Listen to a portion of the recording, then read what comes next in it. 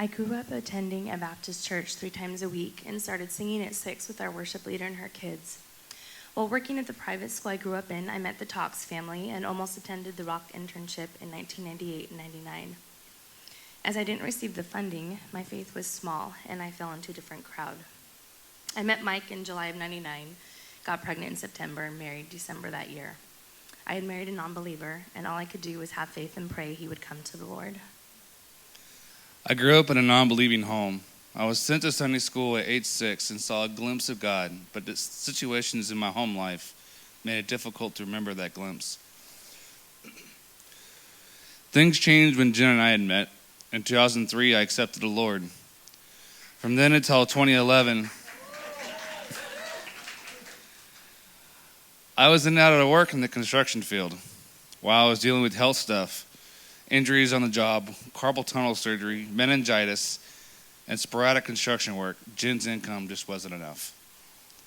We moved many times, depending on state aid, food stamps, as well as help from friends and family during birthdays and holidays.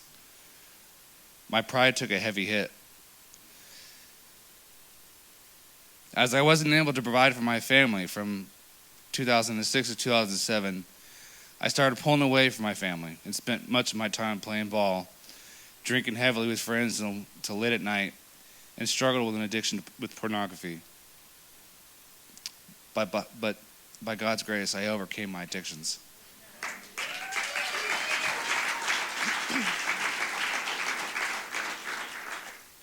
I didn't realize I suffered with postpartum in 2006 after the birth of our 3rd daughter. I just lost both of my grandparents and stuffed my emotions from it all, never processing anything. My only true saving grace was worship. I buried myself into it and felt every time that I was before an audience of one. My passion for others to experience that depth of his unfailing love pushed me on. One night, late 2007, when I found out what was going on with Mike, I was crushed. I sat on the couch crying out to God. I felt betrayed and wanted Mike to leave, but I felt the Holy Spirit tell me to go kiss his cheek. I didn't want to, and I felt like I was being pushed into the room. So while he was sleeping, I did. That was a pivotal move in how I viewed our marriage. I truly trusted how the Lord would lead us into the vow we made, but I still had walls up. In late 2011, a roommate situation caused me to break down. I called pastoral care here and hooked up with an amazing mentor, Heather Scott. And in January 2012, she started helping me break down the barriers through prayer and the Word. In April 2012, I was blessed with a fully paid trip to Haiti with Pastor Bob and a few others on the first trip with Forward Edge Ministries. I had never been on a mission trip, and God really brought hope and compassion back into my heart. In August of 2012, I started a group with new friends, and my mentor, now close friend, led us as we went through the book, Power of a Praying Wife. My faith was filled to a dimension I never knew. I watched my husband start to open back up to the Lord. In late September, some of the husbands and I started meeting as well. And in October, my group and my friend Brian Emmons came to tell me my sister had committed suicide. Without those guys around me praying and supporting me, I might not have survived the heartache and the pain.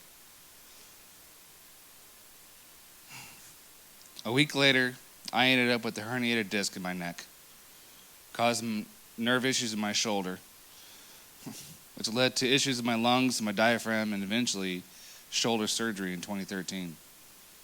I watched as God miraculously started healing me in different areas. And I do think these health issues were links to a stronghold over me that I couldn't allow to continue. We pressed into the Lord, being in the Word, praying, and seeking counsel. In 2014, I started working a 6-month contract job with PG&E, traveling out of town every week. At this point, Jen and I decided we would be completely committed with our tithing since God had proven to be so faithful to us. I felt led to go on my first mission trip to Haiti in January 15. We weren't sure how we would get all the funding as we were trying to dig ourselves out of the hole we'd gotten stuck in from all the time of inconsistent work. But in December, there was a huge storm, and all of my crew received a lot of overtime. This caused me an unexpected income to pay for Jen's trip in full. So I went to Haiti, and my heart was filled with a new depth of God's love for these beautiful, passionate people who were so desperately seeking Him in such a simplistic way and being truly filled with joy. One of my favorite moments was sitting on the porch and worshiping in English, then in Creole, and feeling the presence of God right there. My 6-month position has now extended to March 2017, 2.5 years. I was fortunate to work many hours of overtime at the Middletown fire, which paid for my second trip to Haiti the following week, and even able to bless some good friends of ours financially. Our faith is deeper now, and we know it's only through Him that we've made it. I'd always wanted a testimony growing up, something more than just being saved. I believe He has filled me with a deeper compassion for others and have grown so much closer to Him in all of our struggles. Being here at the Rock the last 8 years and having community around us has been the key. I am filled with such a great anticipation to see what our future holds and how our story can impact others.